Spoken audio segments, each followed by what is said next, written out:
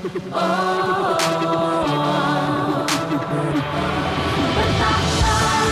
berkuasa, raja segala raja, mulia, perkasa, surga bumi menyembah. Kau hebat, kau dahsyat, raja segala raja, selamanya Engkau Tuhan, ditinggikan tinggi. Bertahta, berkuasa,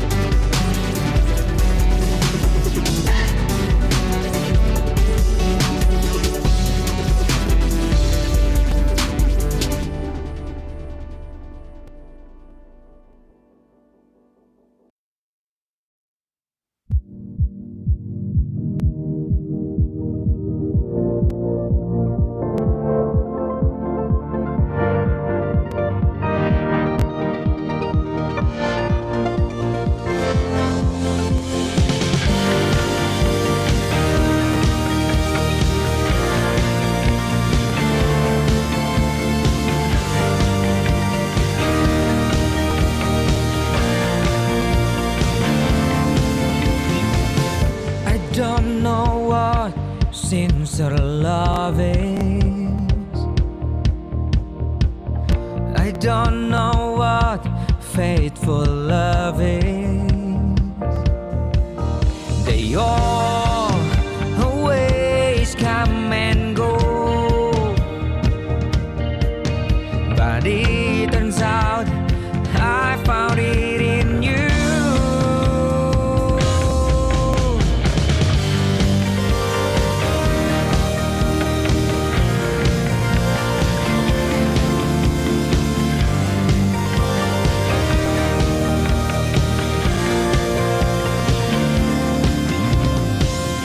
I don't know what sincere love is. I don't know what faithful love is. They all always come and go,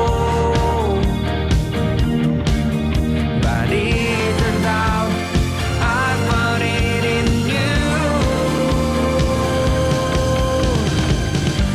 You give me strength, you give me change when I fall and I'm far from you.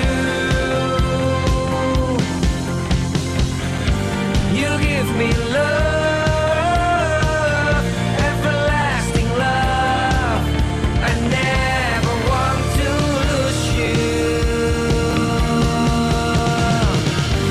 One thing I know, I found all I need. You promised me you'd never leave me. One thing I know, I found all I need. You promised me you'd never leave me. One thing I know, I found all I need. You promised me you'd never leave me. One thing I know, I found all I need. You promised me you'd never leave me. You give me strength, you give me change when I fall and I'm far from you.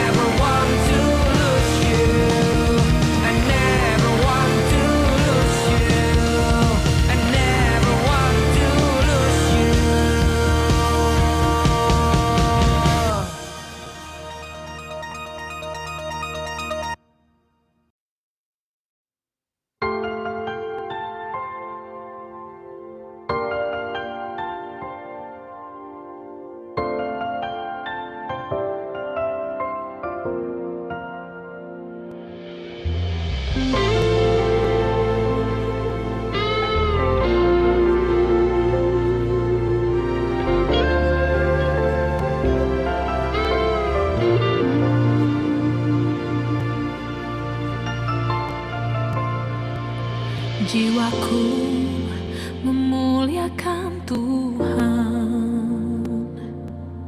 mulutku meninggikan nama-Mu, sebab kasih-Mu besar di dalam hidupku. Kau Tuhan, kota bentengku, pengorbanan-Mu selamatkan hidupku. Kebenaran-Mu itu yang menuntunku. Gadamu dan tongkat-Mu penghiburan bagiku. Yesus, Engkau keselamatanku. Ku bersyukur buat kebaikan-Mu, buat segala rahmat-Mu di dalam hidupku. Ku bermazmur meninggikan nama-Mu, Yesus, karena keadilan-Mu, karena karya kasih-Mu tak pernah berhenti bagiku.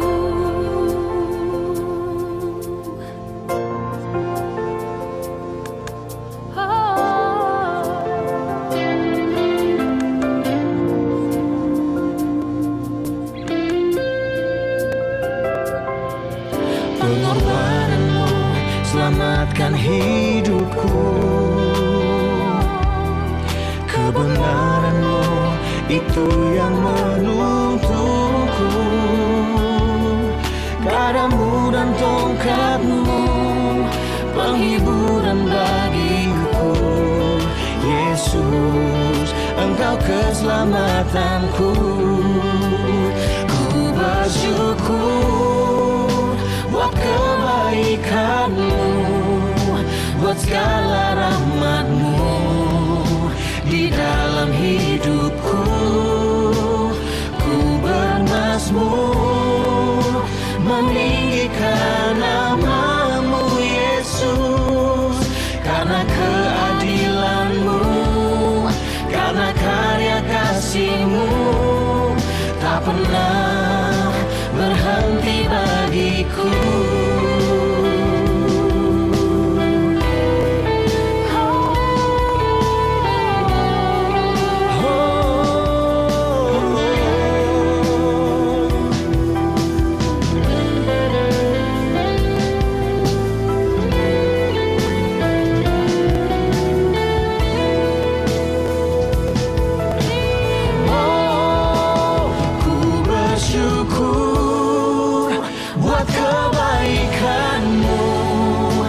Segala rahmat-Mu di dalam hidupku. Ku bermazmur meninggikan nama-Mu, Yesus, karena keadilan-Mu, karena karya kasih-Mu tak pernah berhenti bagiku.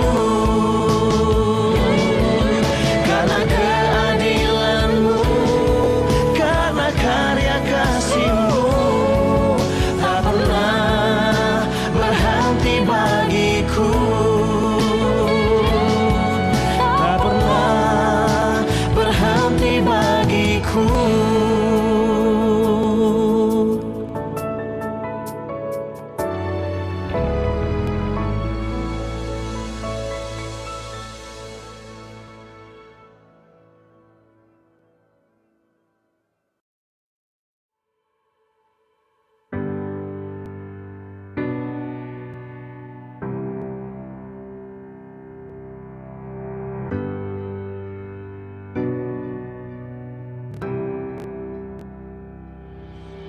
Di saat ku merasa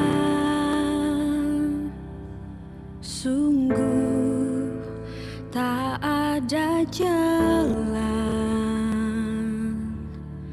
Kau datang kepadaku untuk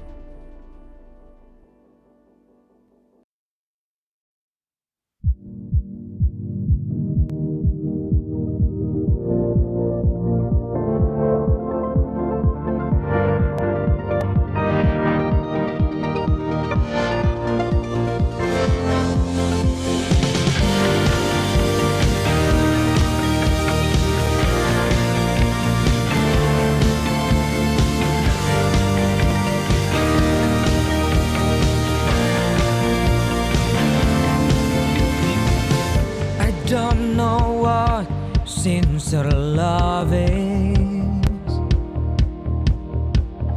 I don't know what faithful love is. They all always come and go, but it turns out I found it in you.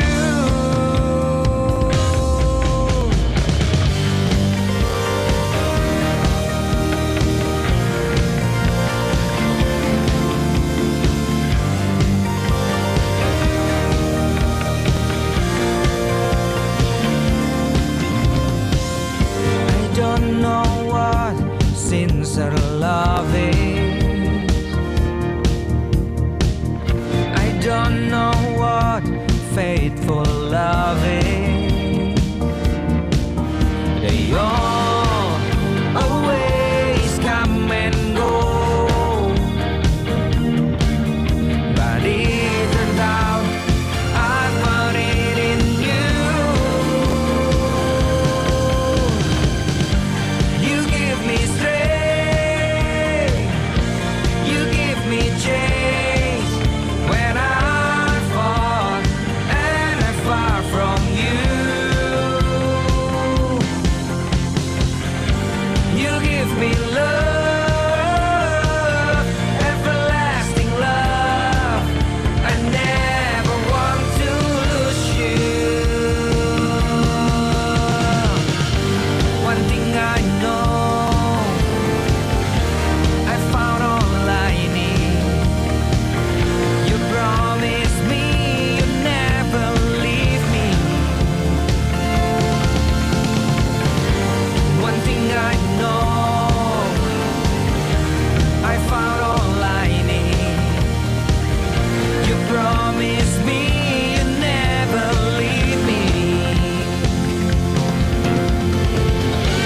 One thing I know, I found all I need. You promised me you'd never leave me. One thing I know, I found all I need. You promised me you'd never leave me. You give me strength, you give me change when I fall and I'm far from you. You give me love, everlasting love. I never want to lose you. You give me strength, you give me change when I fall and I'm far from you. Whoa. You give me love,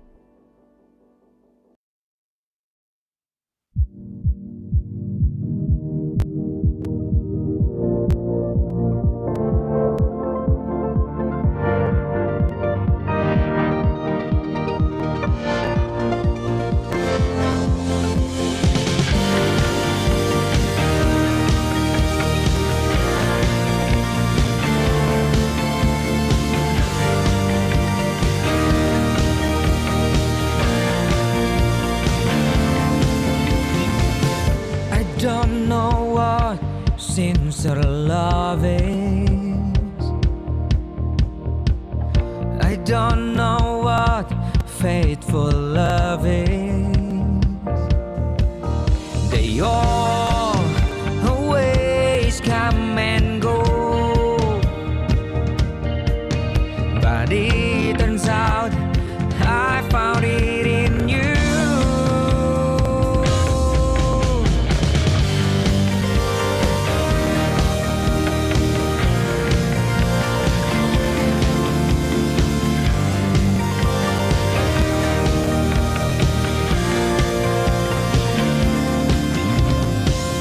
I don't know what sincere love is. I don't know what faithful love is. They all always come and go, but it turned out I found it in you. You give me strength, you give me change when I fall and I'm far from you. You give me love, everlasting love. I never want to lose you. One thing I know, I found all I need. You promised me you'd never leave me. One thing I know, I found all I need. You promised me you'd never leave me. One thing I know, I found all I need. You promised me you'd never leave me. One thing I know, I found all I need. You promised me you'd never leave me.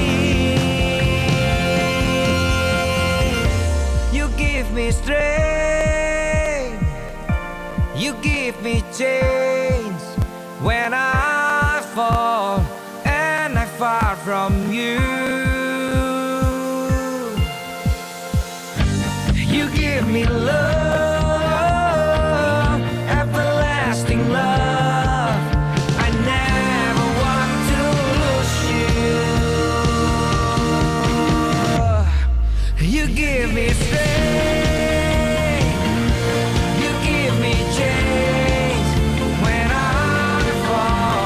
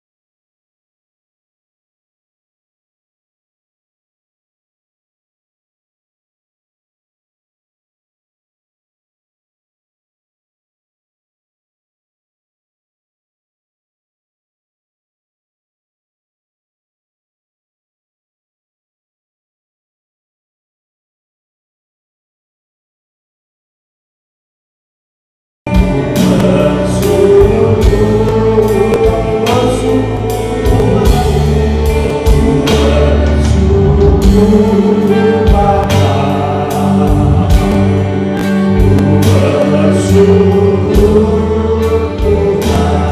buat kasih setiamu, buat kasih setiamu di dalam hidupku. Ku bersyukur Tuhan. Mari bersama bersyukur, bersyukur Bapa.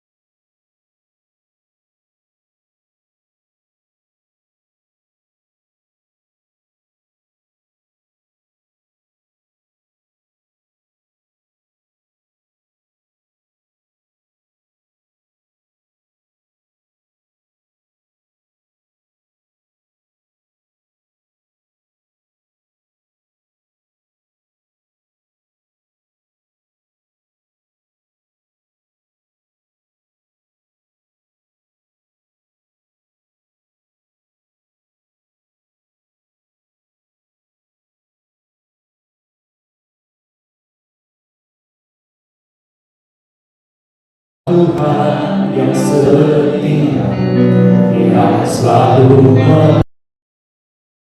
mau selalu bersyukur, selalu bersyukur.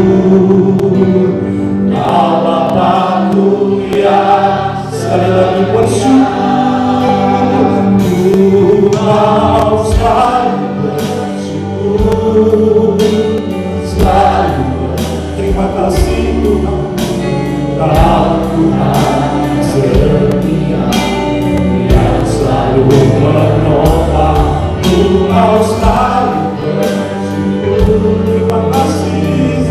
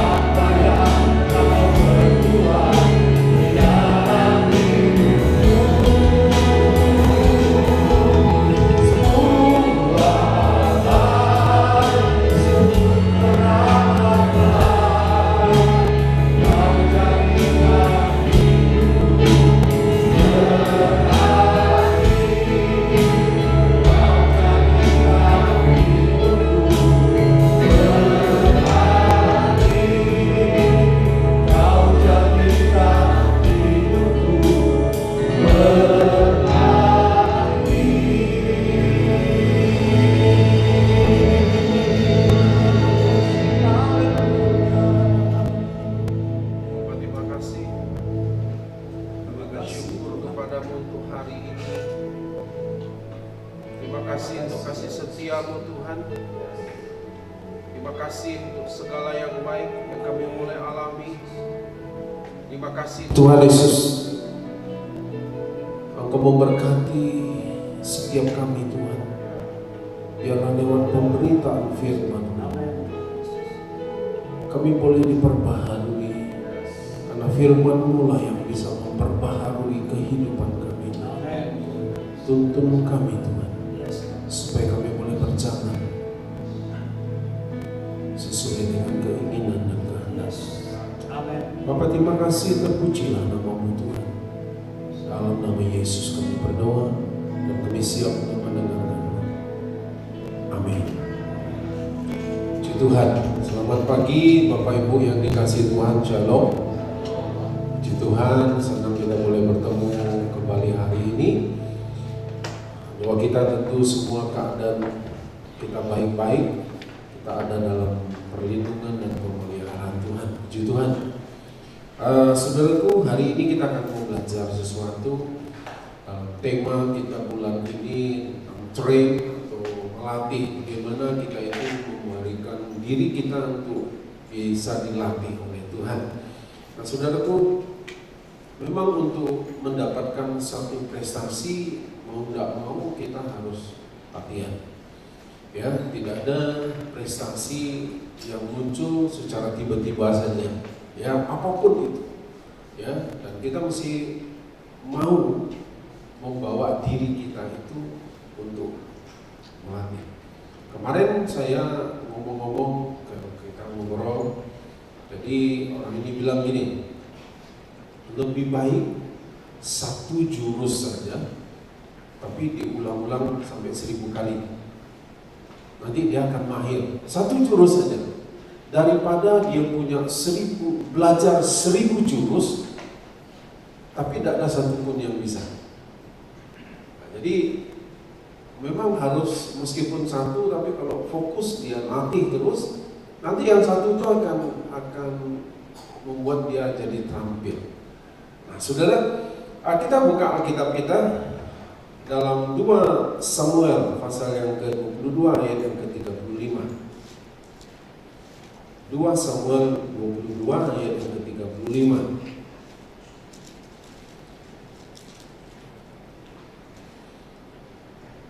Katakan begini, yang mengajar tanganku berperang sehingga lenganku dapat melengkungkan busur tembaga. Ini adalah perkataan Daud, saudaraku, yang dia sendiri merasakan bagaimana Tuhan membawa dia, ya, from zero to hero, ya, dari tidak ada apa-apa, dari orang yang terbuang dari keluarga, yang hanya menggembalakan kambing domba yang cuma 2-3 ekor itu, dan kemudian Tuhan mengangkat dia sampai dalam posisi menjadi raja. Dan kemudian Daud katakan bahwa Tuhanlah yang melatih dia, sehingga dikatakan dia mengajar tanganku berperang dan lenganku dapat melengkungkan busur tembaga. Dia bilang Tuhanlah yang melatih dirinya, Tuhanlah yang menolong dia. Tapi respon Daud, dia juga mau dilatih. Ya, Tuhan melatih dia, tapi dia juga mau dilatih. Nah, saudara, nah dari ini kita lihat dari dua pembahasan yang lalu, bagaimana Tuhan itu juga melatih bagaimana Simon menjadi Petrus, ya. Gimana kita harus membangun roh kita itu jadi kuat, tapi jiwa kita juga harus diperbaharui. Dan hari ini kita akan belajar tentang manusia adalah roh, jiwa, dan tubuh. Nah, bagaimana supaya tubuh kita ini bisa memuliakan Tuhan, ya?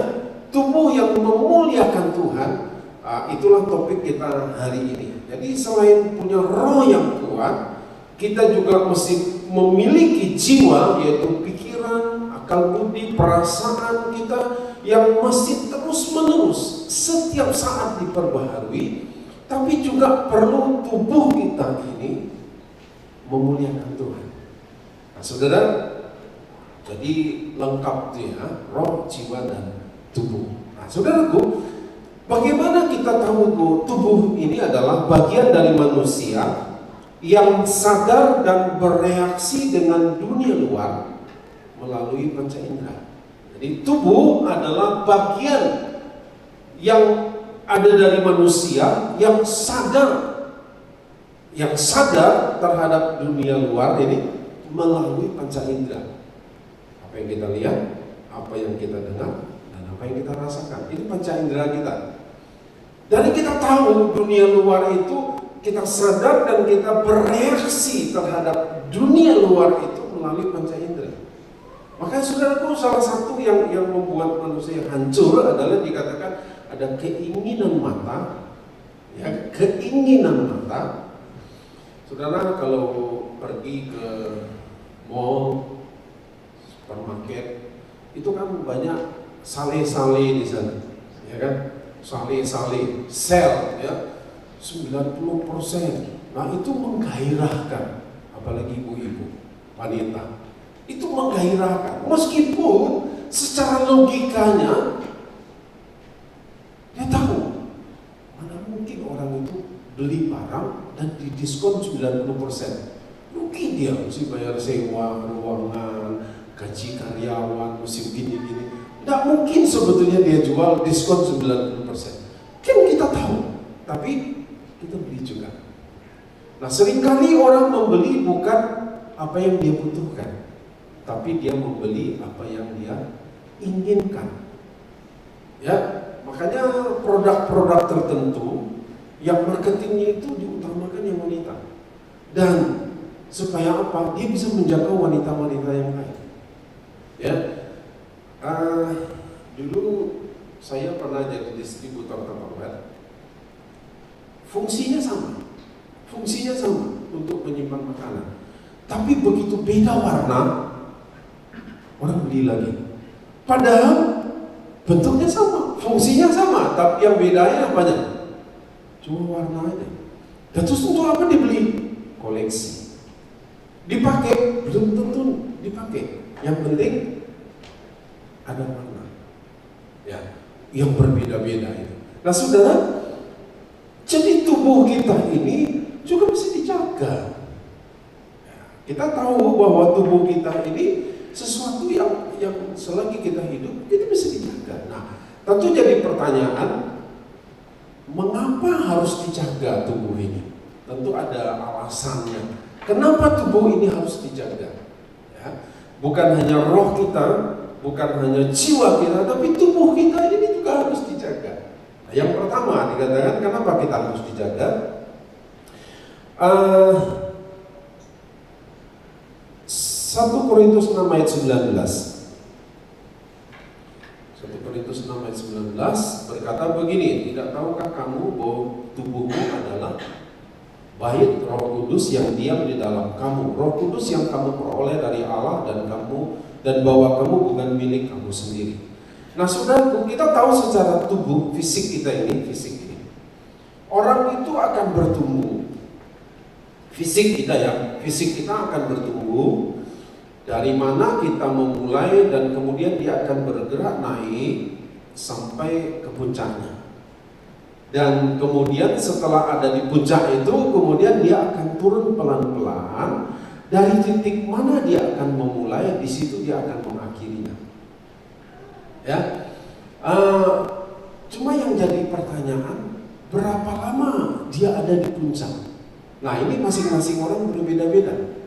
Tergantung bagaimana dia punya pola makan yang baik, pola hidup yang baik, dan itu akan menentukan berapa lama dia bertahan di puncaknya. Ada orang yang begitu sudah sampai di puncaknya dan dia turun secara drastis ke bawah.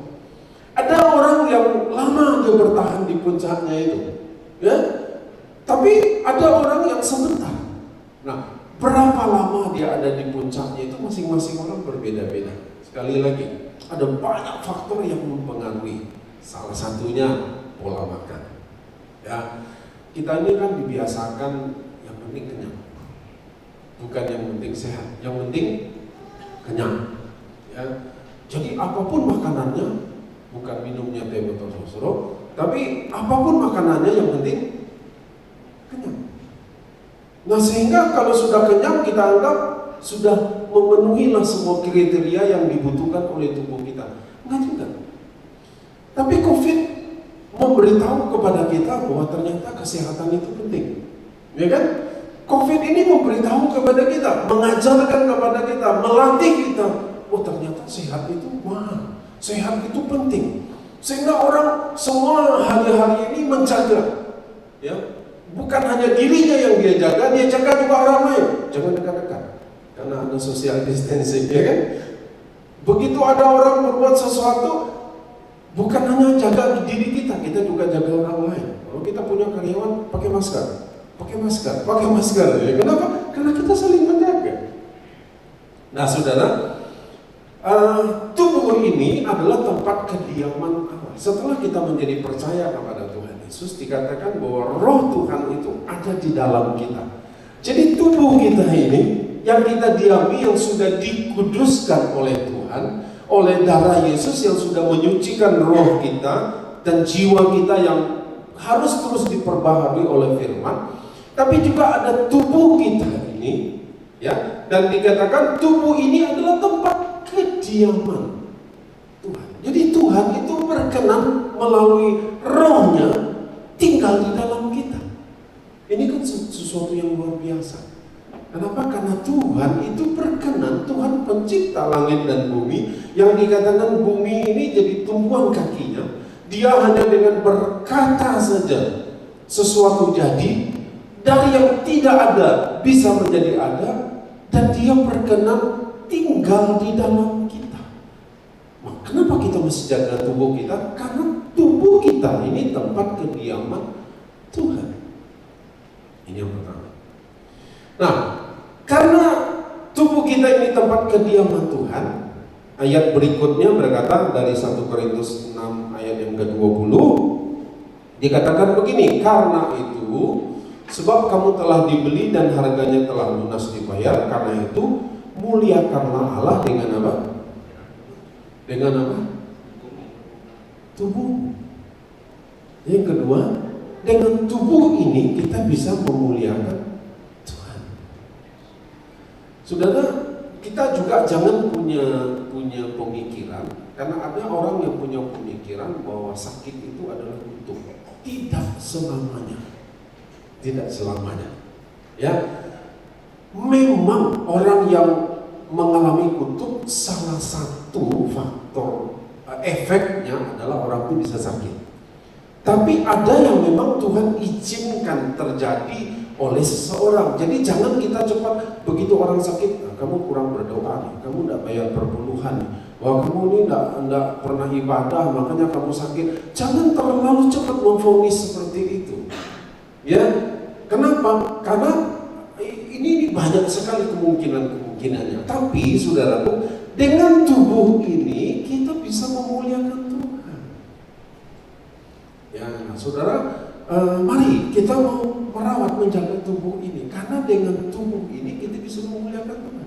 Tempat kediaman Tuhan ini, dengan tubuh ini kita bisa memuliakan Tuhan.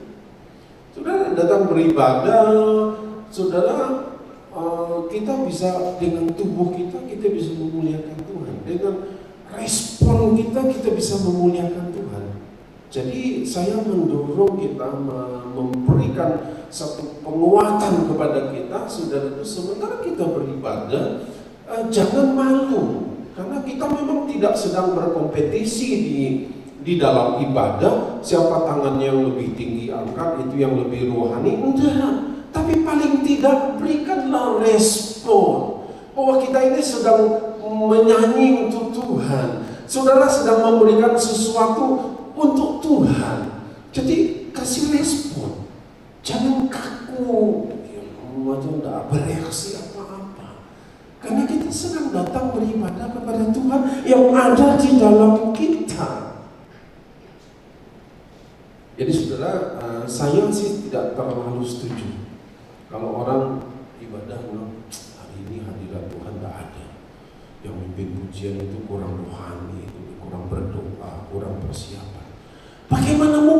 kita bisa, orang Tuhan di dalam kita, kok kita bisa bilang aku tidak mengalami hadirat Tuhan. Yang salah bukan mimpi pujiannya, yang salah bukan pemain musiknya, engkau yang salah. Kenapa? Karena Tuhan ada di dalam kita. Dia bukan di luar kita, dia ada di dalam kita. Lah kalau kamu tidak rasa Tuhan ada, lalu salahin orang lain.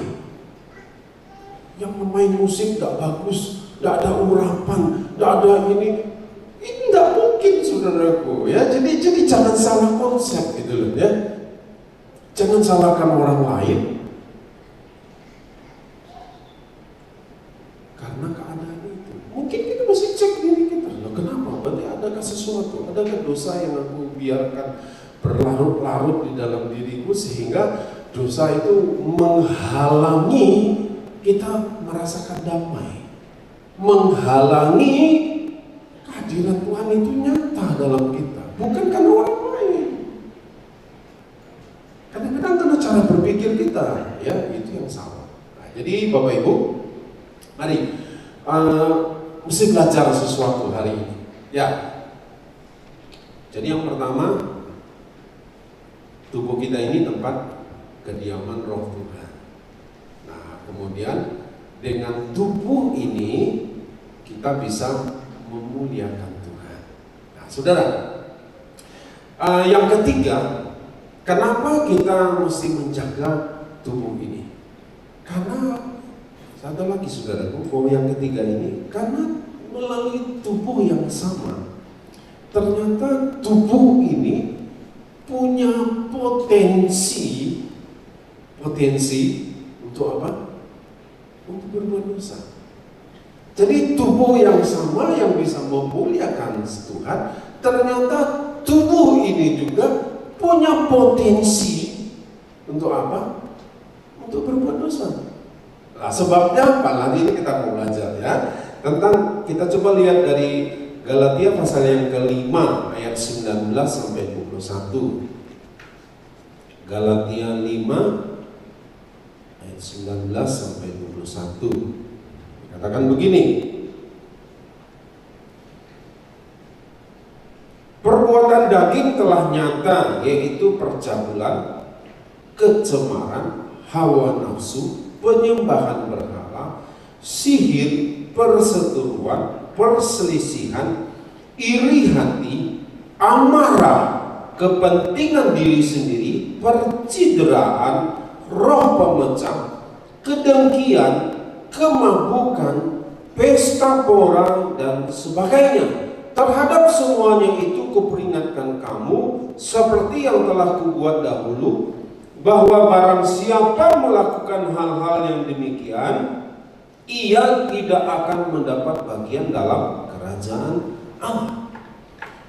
Saudara, dikatakan perbuatan daging telah nyata. Kita sudah ditebus oleh darah Yesus. Roh kita sudah diperbaharui dan Roh Tuhan tinggal di dalam kita. Pikiran kita pun kita tentu kita punya keinginan diperbaharui terus. Tapi saudaraku, tanpa kita satu yang kadang-kadang sering orang lupa, di dalam tubuhnya ini ada perbuatan daging yang berpotensi untuk supaya orang itu melakukan perbuatan dosa. Jadi kenapa kita mesti jaga? Karena tubuh kita ini punya potensi. Dikatakan ada keinginan mata, salah satunya keinginan mata. Saudara, kenapa orang sulit mengampuni? Padahal dia tahu dia harus mengampuni, tapi kenapa dia sulit mengampuni? Karena ada perbuatan daging ini, saudara, di dalam tubuh kita. Dia lihat orang itu, orang ini orang ajar sekali. Aku sudah maafkan dia, aku sudah ampuni dia. Dia ulang lagi kesalahan yang sama, bahkan lebih jahat lagi. Kita lihat, kita dengar dengan tubuh ini apa yang dia gosipkan tentang kita di luar. Dan ini membuat jiwa kita itu kadang-kadang mulai bermain. Saudara, suatu kali iblis itu dia lapor sama Tuhan. Terus dia bilang gini, Tuhan, aku tidak mau lagi tinggal di bumi. Kapok aku Tuhan, aku balik aja lah ke neraka. Loh, Tuhan tanya, kenapa kamu kok kapok tinggal di bumi? Kok tidak mau lagi? Iya, karena ternyata manusia itu sudah lebih jahat dari aku. Jadi setan bilang manusia itu ternyata sudah lebih jahat dari aku. Jadi ada manusia yang lebih jahat dari setan. Loh, terus kenapa kok bisa kamu ini? Ya dia yang berbuat dosa, aku yang disalahin, kata setan. Dia yang berbuat begitu, aku yang disalahin. Aku selalu jadi kambing hitam. Ya sudahlah, kapok aku dengan manusia. Saudaraku, kadang-kadang kita mudah mengkambing hitam. Karena ini gara-gara setan. Belum tentu gara-gara setan, saudaraku. Itu mungkin perbuatan daging kita yang kita biarkan menguasai hidup kita. Yang kita salahin setan. Tapi itu kan semua dalam diri kita yang berpacu, saudaraku. Nah sekarang bagaimana? Ya, dalam tubuh kita ini punya potensi, belum lakukan, tapi dia punya potensi untuk orang itu bisa berbuat dosa.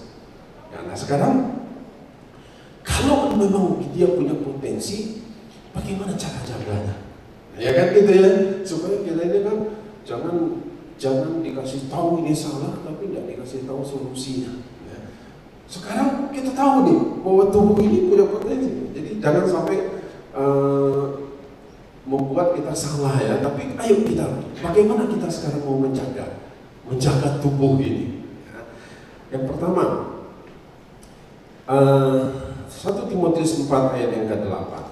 Tubuh ini ya, tubuh, kita bicara tubuh fisik. 1 Timotius 4 ayat yang ke-8 katakan begini, latihan badani terbatas gunanya, tetapi ibadah itu berguna dalam segala hal, karena mengandung janji baik untuk hidup ini maupun untuk hidup yang akan datang. Latihan badani, ini loh, fisik ini, ada gunanya enggak saudara? Halo? Ada gunanya enggak? Ada gunanya meskipun dia terbatas. Hanya untuk supaya tubuh kita ini sehat.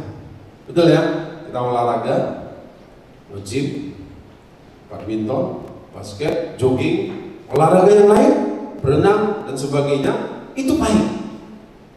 Ada gunanya? Ada. Meskipun terbatas, tapi tetap ada gunanya. Ya, supaya kita tetap fit, segar, kita perlu olahraga. Nah, saudara, jadi yang pertama latih fisikmu. Supaya apa? Saya juga perlu melatih fisik saya supaya jangan selesai khotbah saya tidak bangun-bangun, capek. Ya, masih mending di sini 1 kali. Kalau di saya keluar kota khotbah di Medan itu 1 hari itu 3 kali, saudaraku. Kadang-kadang 4 kali 1 hari. 4 kali. Nah, jangan sampai sesudah khotbah saya tidak bangun-bangun lagi karena kecapean. Nah, saya juga perlu latih fisik ini. Jadi jangan pikir khotbah tidak perlu latihan fisik. Perlu juga, saudaraku. Kenapa olahraga? Supaya saya bisa, kalau tubuh saya capek, saya tidak mungkin bisa berkhotbah dengan baik. Tidak akan mungkin. Ya, jadi perlu dijaga fisik ini. Jadi saya mendorong kita semua, Bapak Ibu, ya, kecil, besar, tua, muda, olahraga. Ini cara kita melatih fisik kita yang pertama, ya. Yang kedua, tubuh kita ini selain perlu dilatih, ya, kuasai keinginannya. Tubuh kita ini kan punya keinginan nih.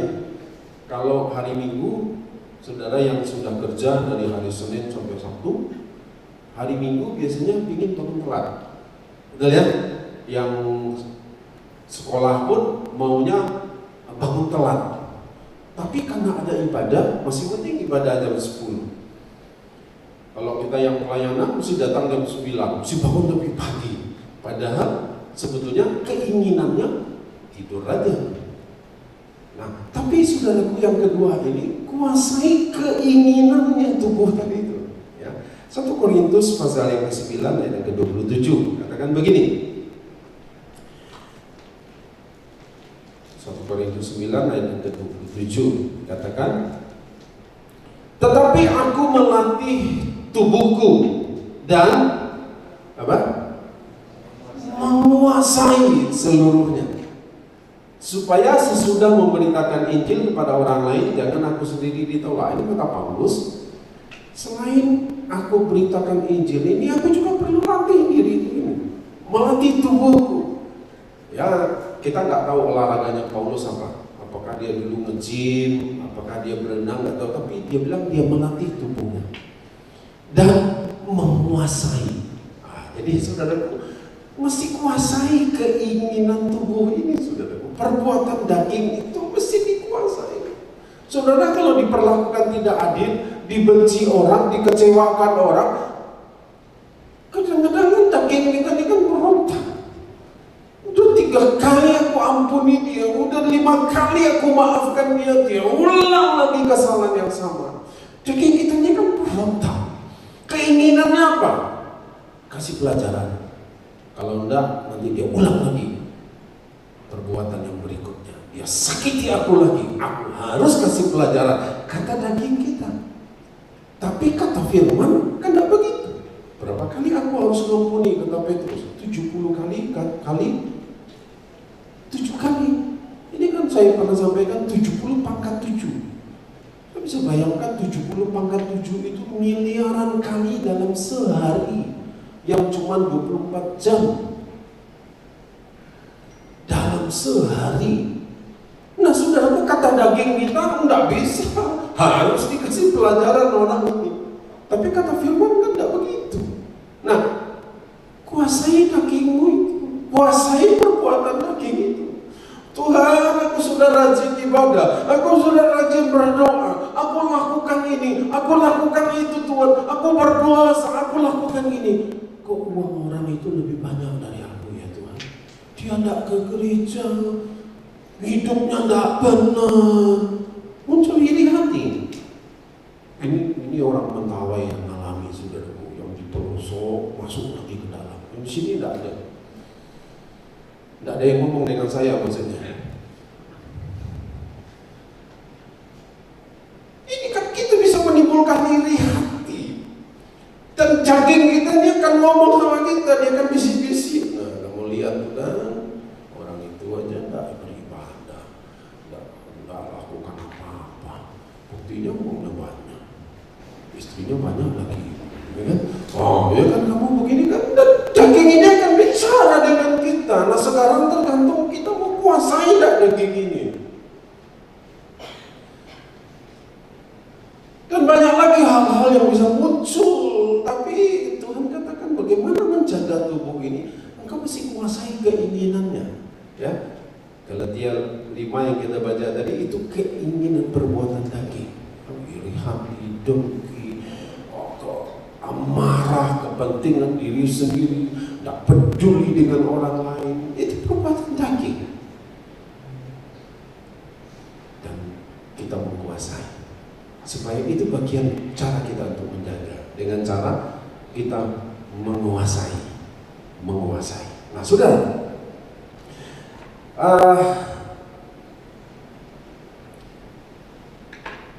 saya mesti ingat begini: siapa yang menguasai, maka dia akan pegang kendali. Betul ya? Siapa yang menguasai, maka dia akan pegang kendali, dia akan memimpin. Itu lumrah di hidup kita sehari-hari. Alkitab juga berkata, orang kaya akan menguasai orang miskin. Betul ya? Orang berhutang akan dikuasai oleh yang punya uang. Betul kan?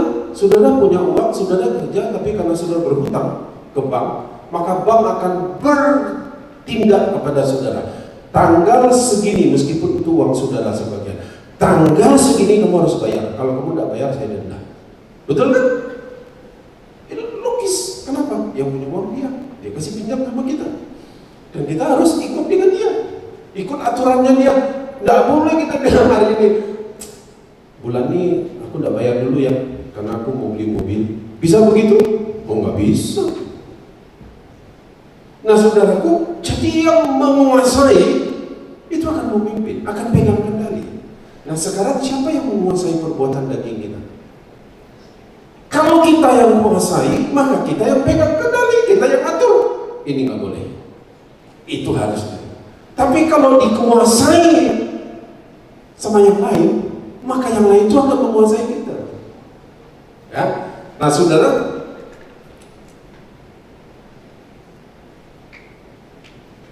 kita mesti belajar juga, mesti paham satu. Matius pasal 26 ayat 41. Dikatakan begini. Matius 26 ayat 41.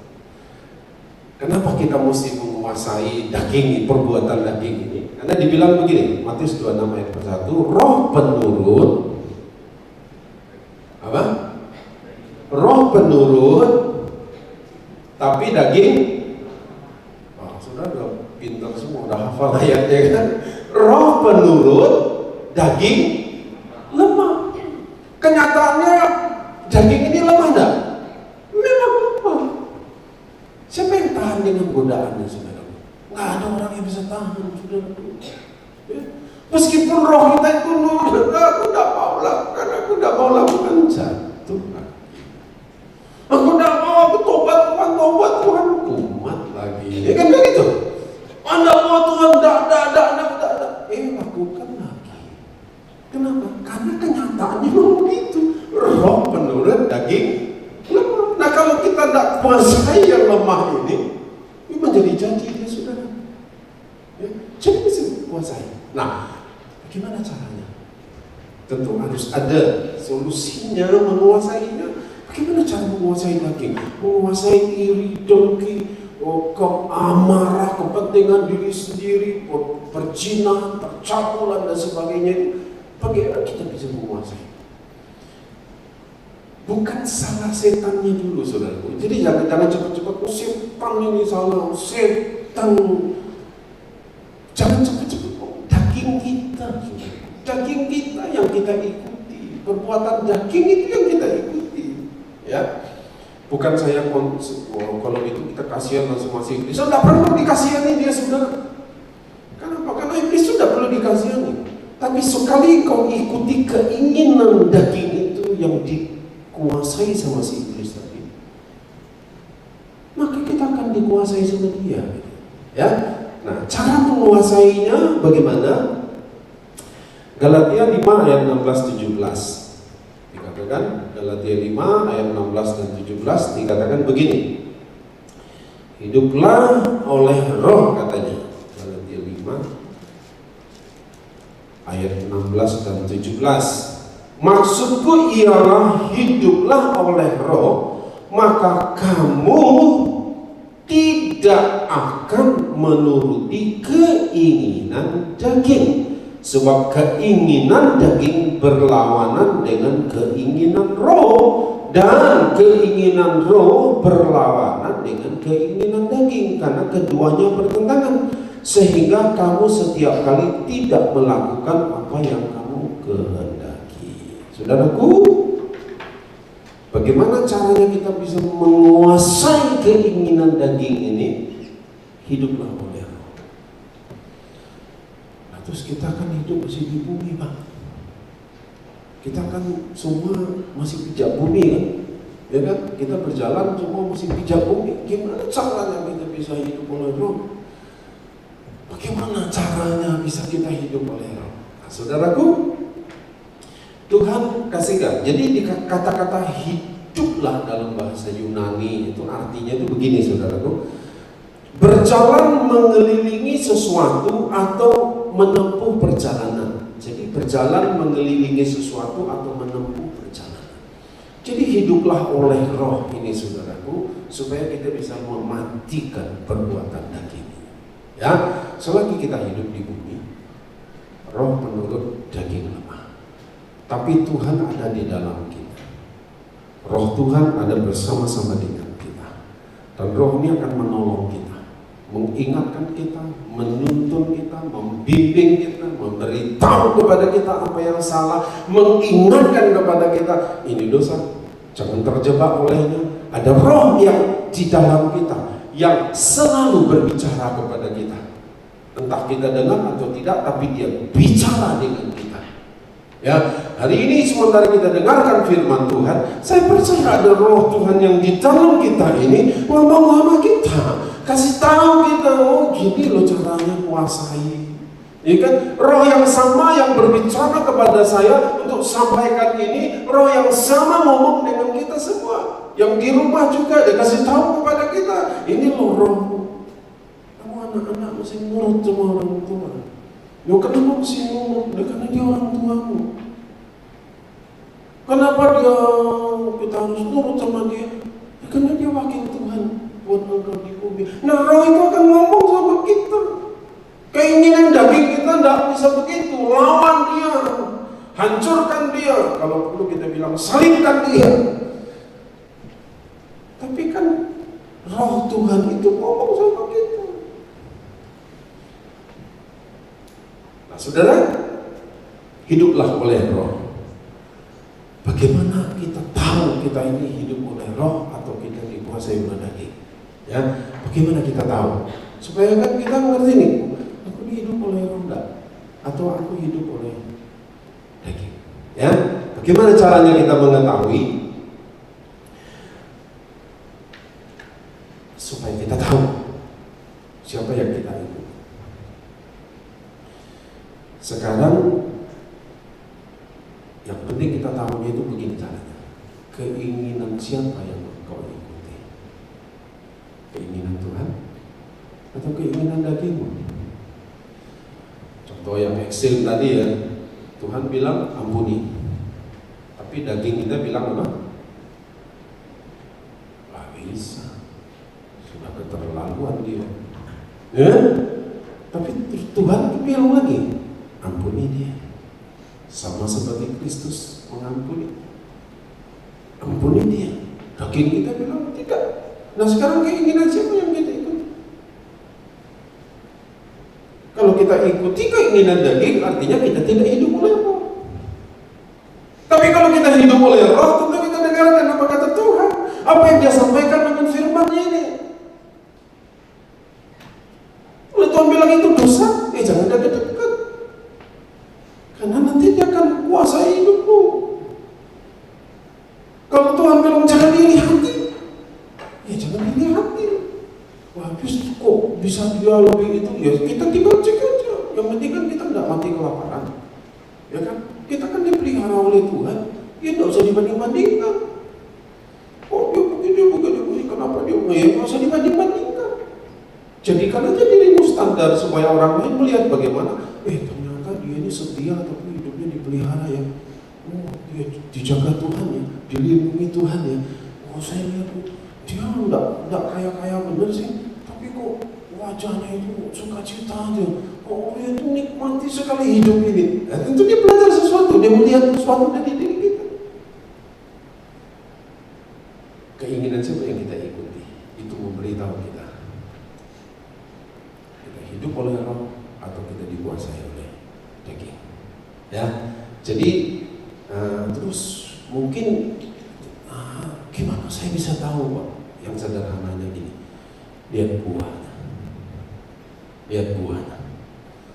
dari hidup kita sehari-hari. Saudara bisa lihat ya, saudara bisa cek lah dari buah saudara ini dan belajar juga jujur, tanya kepada sahabat kita, kepada mentor yang benar-benar mau ngasih tahu salah kita, yang kita juga tidak marah setelah dikasih tahu salah kita. Dan ada orang yang setelah dikasih tahu salahnya dia marah, padahal sebelumnya dia tanya, tolong cek aku, tolong kasih tahu aku kalau salah. Begitu dikasih tahu salahnya dia marah. Nah ini dia dikuasai oleh daging tadi. Karena apa? Karena ada amarah. Itu dagingnya bilang, wah nggak bisa itu, dia iri hati sama kamu karena kamu lebih kaya, kamu lebih cantik dari dia, makanya dia ngomong begini. Oh makanya dia begini. Tambah lagi gosok sana, ya kan? Tambah lagi yang sini bilang begini. Oh nggak bisa begitu. Saudaraku, keinginan siapa yang kita ikuti? Ya, keinginan siapa yang kita ikuti? Dan lihatlah buahnya bagaimana dari hidup kita. Ya, saudaraku, dari buahnya itu kita akan tahu. Wah, kita ini siapa yang menguasai hidup kita? Roh, hiduplah oleh roh, atau kita dikuasai oleh perbuatan daging. Ya, Bapak Ibu yang bisa cek masing-masing. Kita yang bisa cek masing-masing. Kalau hidup kita tahu kita ini benar, kita ikuti keinginan Tuhan, hidup oleh roh tadi, maka buahnya itu nampak. Pasti nampak dari hidup kita sehari-hari. Pasti kita kan tidak mau dekat-dekat dengan dosa. Pasti kita sudah tahu itu dosa, kita akan aku tidak mau lakukan karena aku tahu itu dosa. Aku tahu itu dosa, aku tidak. Aku tahu iri hati itu tidak boleh.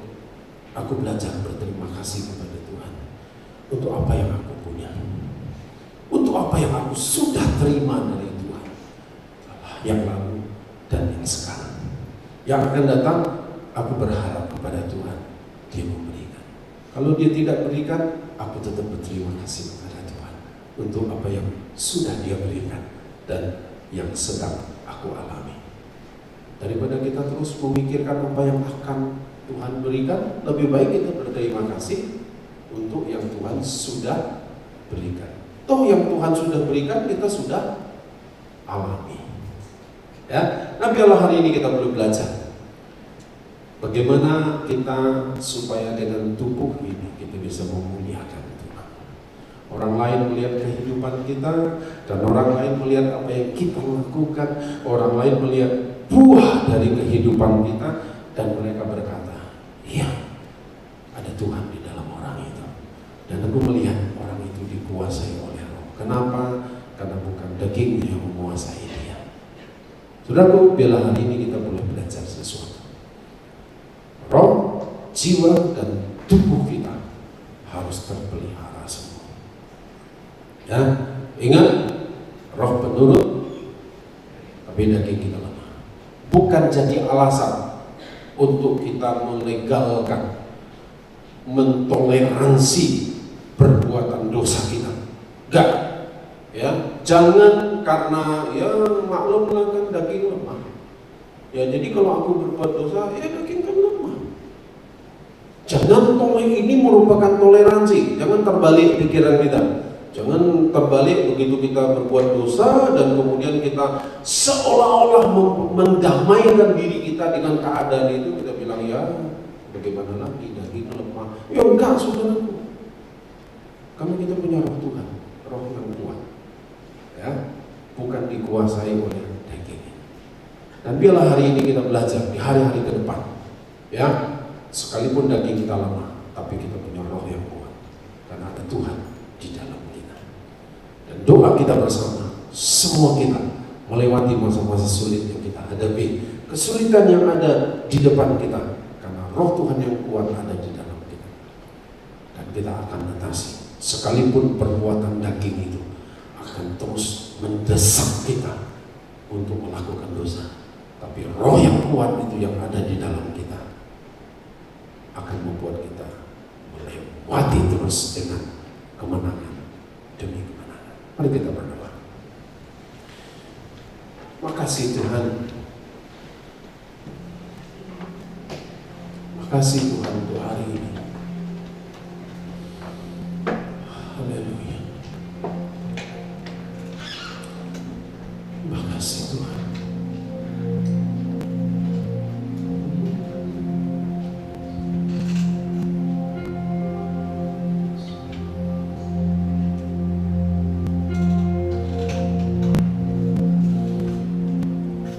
Biarlah kita boleh belajar sesuatu hari ini. Kita yang ada di tempat ini dan kita yang ada di rumah, kita dengarkan firman ini.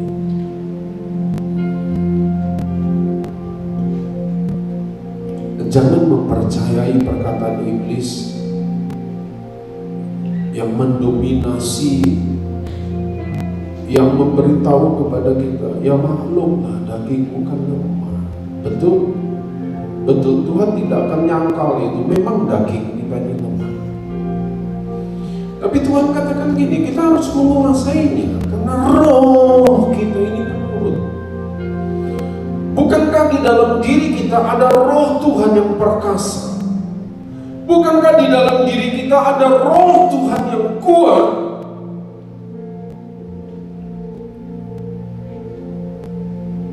Dan Tuhan katakan hiduplah oleh roh.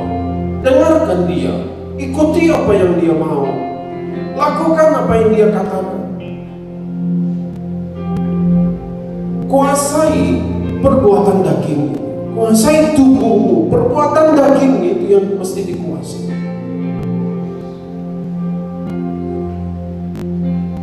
Terima kasih Tuhan untuk hari ini.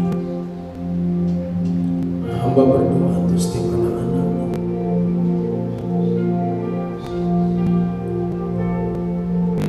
Roh Tuhan yang kuat itu yang sekarang sedang menguasai kehidupan mereka. Roh Tuhan yang kuat itu yang mengendalikan, yang pegang kendali. Siapa yang menguasai, itu yang pegang kendali. Dan kami mau Tuhan, Roh-Mu yang menguasai kami, Roh-Mu yang pegang kendali atas perbuatan daging kami. Karena kami mau selalu hidup oleh Roh itu. Bapak terima kasih. Terima kasih Tuhan. Engkau mendidik setiap anak-anak-Mu. Engkau melihat keputusan-keputusan mereka yang mereka sedang naikkan doa-doa mereka, permohonan mereka kepada-Mu Tuhan. Nah, seringkali kami gagal. Kami dikuasai terus oleh daging, perbuatan daging. Kami melalaikan hidup takut akan Tuhan, hidup dalam kebenaran. Kami lalaikan itu karena kami ikuti perbuatan daging, kemalasan, tidak mau berdoa, tidak mau baca firman, keinginan daging yang bertentangan dengan keinginan-Mu. Bapak terima kasih. Terima kasih Tuhan, kekuatan itu Engkau berikan kepada setiap anak-anak. Limpahkan kekuatan itu Tuhan, limpahkan terus Tuhan. Ini saatnya Tuhan, kami berbalik, berbalik. Kami tidak mau lagi dikuasai oleh perbuatan daging, kemalasan kami tidak mau lagi dikuasai oleh kemarahan kami tidak mau lagi dikuasai oleh kekecewaan, sakit hati kami tidak mau lagi dikuasai. Bapak terima kasih, terima kasih, terima kasih.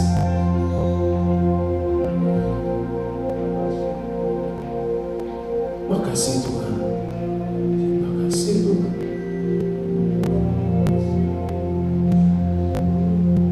Terima kasih Tuhan. Terima kasih Tuhan.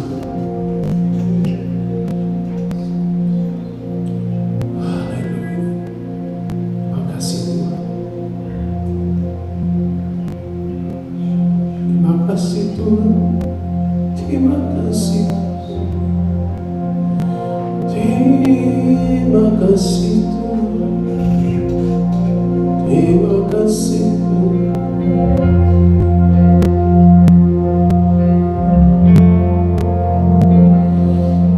Terima kasih.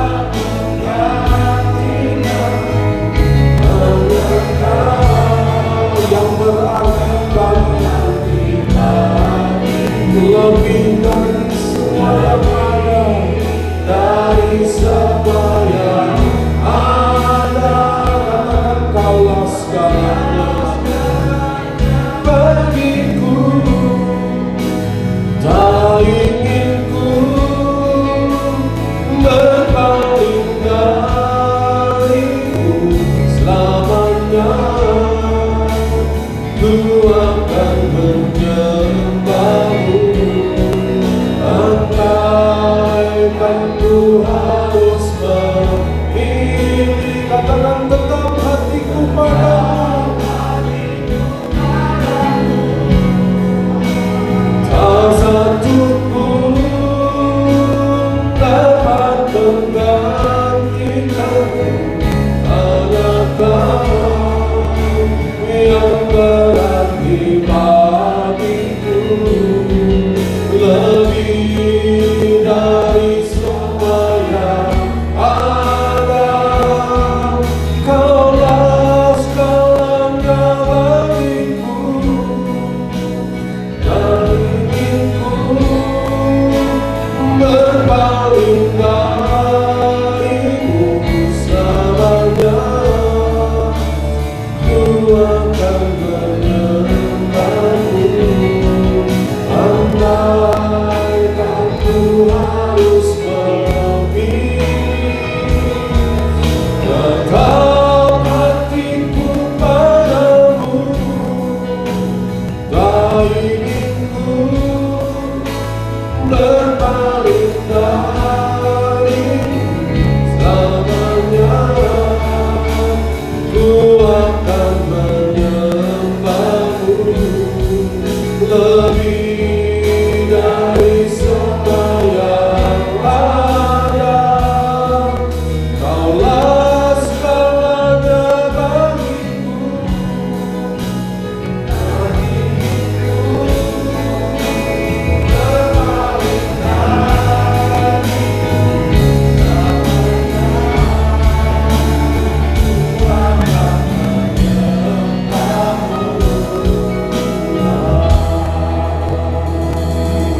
Terima kasih buat firman Tuhan yang sudah sangat memberkati kami pagi hari ini Tuhan. Kami mau hidup sesuai dengan jalan-Mu dan kehendak-Mu dalam hidup kami. Hari demi hari kami mau dibaharui semakin sempurna dan menjadi sempurna sama seperti Yesus yang sempurna. Bapak terima kasih kami sudah diberkati. Berkati hamba-Mu Pak yang lebih luar biasa lagi. Nama Tuhan dipuji dan dimuliakan. Dalam nama Tuhan Yesus kami berdoa, sama-sama kita katakan amin.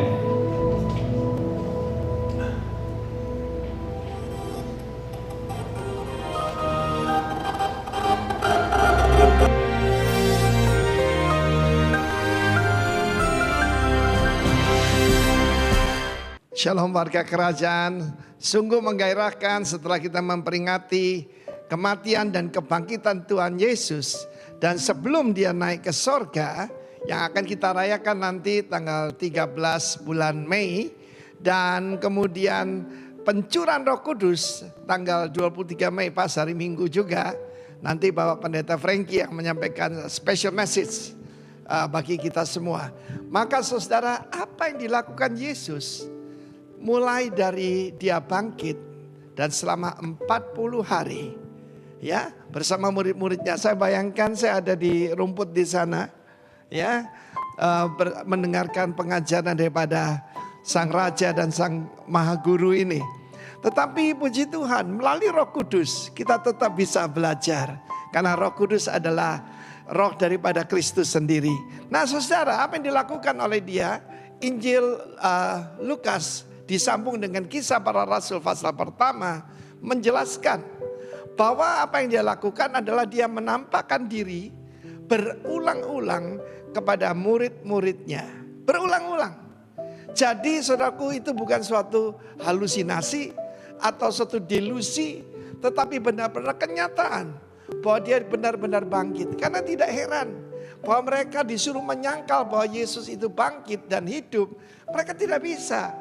Because that's a fact. Saudara, ucap syukur kita tidak mengikut dongeng.